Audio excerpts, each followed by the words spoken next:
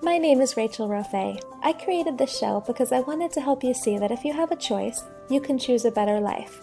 If you're listening to this podcast, you're in a pretty fortunate position. You have free will, ability to connect to the internet, and access to all kinds of new education. This podcast is meant to help you make the most of your good fortune. We talk with all kinds of people here from all walks of life because I want you to see that no matter what your situation, there's always a way to create a life that you're proud of.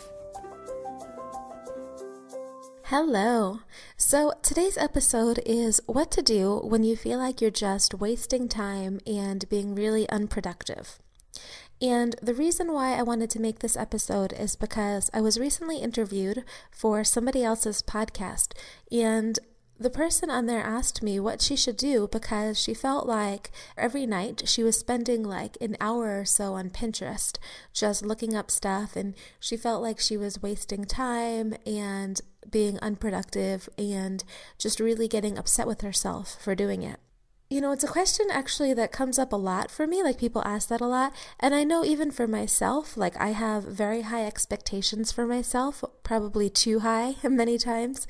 I can tend to look at where I'm spending my time and just get upset with myself for not utilizing it as effectively. I mean, I'm getting better at it for sure, but I've definitely had the pattern where I've been just like, every minute I can make work better for me or something. So the answer that I gave to her, and the answer really I give to myself, is just something that I originally heard from Danielle Laporte, but it's just want what you want. And so sometimes I just feel like you need to sit on Pinterest or sit and watch TV, read the trashy magazines. For me, I like to play backgammon on my phone.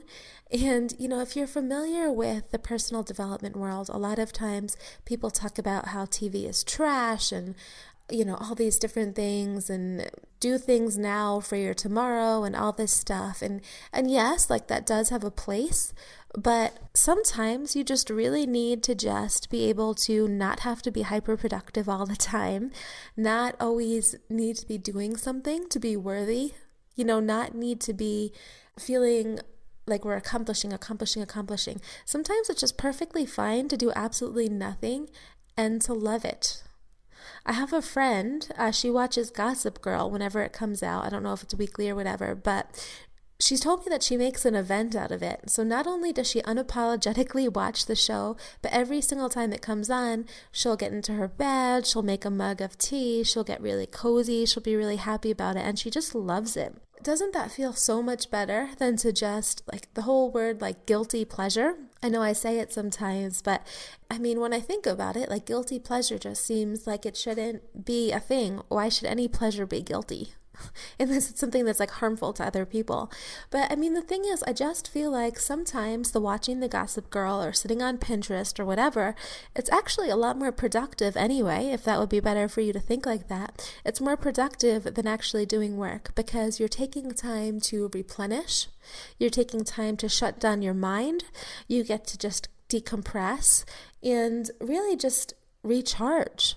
And actually, the thing is, and one of the things that I've noticed a lot throughout my life is sometimes, like, for example, I used to crave oats, like things with like oatmeal or whatever, and I would tell myself all the time, you shouldn't have that, it's a grain, whatever. And then I came to find out that oats were very good for a health challenge that I was going through at the time. And so a lot of times we'll naturally crave these different things. It could be food, it could be different activities, and then we'll shut it down. But a lot of the times, our body knows better than our mind does. Another example is sometimes we naturally feel called to do things that actually help us. So, for example, I study Myers-Briggs a lot. It's a personality profiling system. And while I don't think that we can be defined by our personality types, I think that there's a lot of helpful information. One of the things that's really helpful with the Myers-Briggs type is it'll tell you just where you go by default. Not that you can't evolve past it, but each personality type goes somewhere in stress. And it can be either you go in a positive way or a not so positive way in stress. So for example, I'm an INFJ. Where I go in stress is physical sensation. So that could mean that I overeat when I'm stressed, or it could mean that I go for a walk, just depending on how I decide that I want to do it. I have another friend, she is an ENFJ. And for her, where she goes in stress is accuracy. And so she told me for a while, whenever she got stressed, she would just go and obsessively play Sudoku on her phone. And she didn't know why, but she would just do it over and over and over.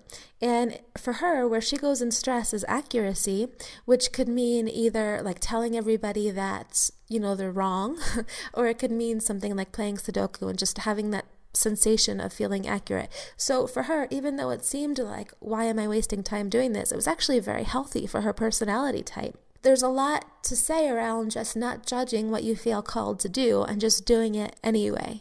I want to clarify for sure, like, should you be spending hours and hours on Pinterest? Maybe not.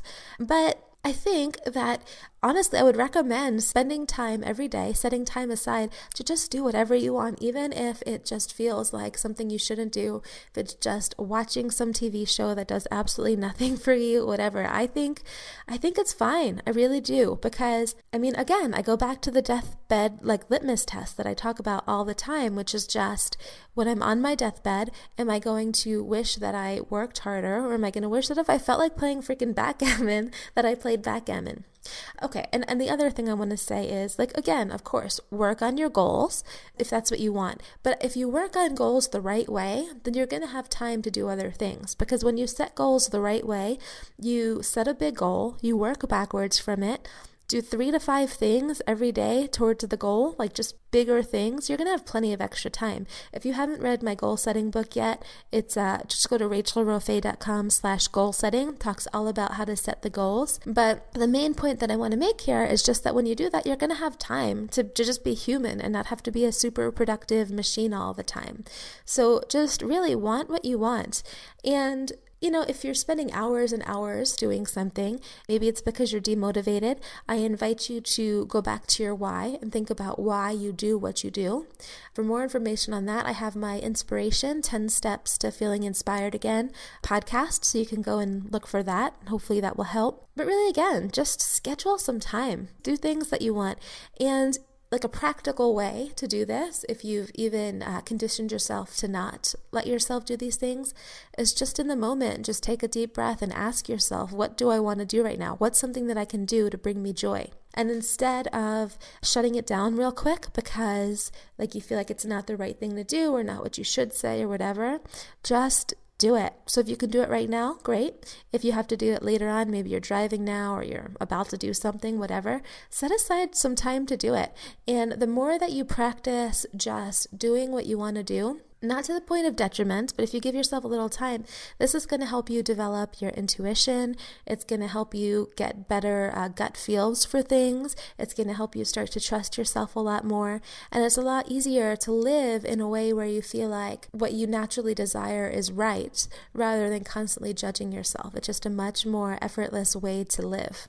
So I think this is going to be a shorter podcast, so I hope that this helps. And I would love to hear your comments. If you have any requests for special episodes or anything like that, just either send me a message on Twitter, twitter.com/RachelRofay, or on my blog, rachelrofay.com. I would love to hear from you, and thanks for listening. Thank you so much for listening to A Better Life. You can find all show notes for this episode at rachelrofay.com. If you enjoyed this episode, subscribe so you can automatically get access to all new shows. Let's also connect. Just go onto Twitter, Facebook, or Instagram /RachelRofay, and we can talk there. The opinions of all guests here are their own, and I'm not necessarily endorsing any of them. I do want to give you perspective, though. And always remember, if you have a choice, choose a better life.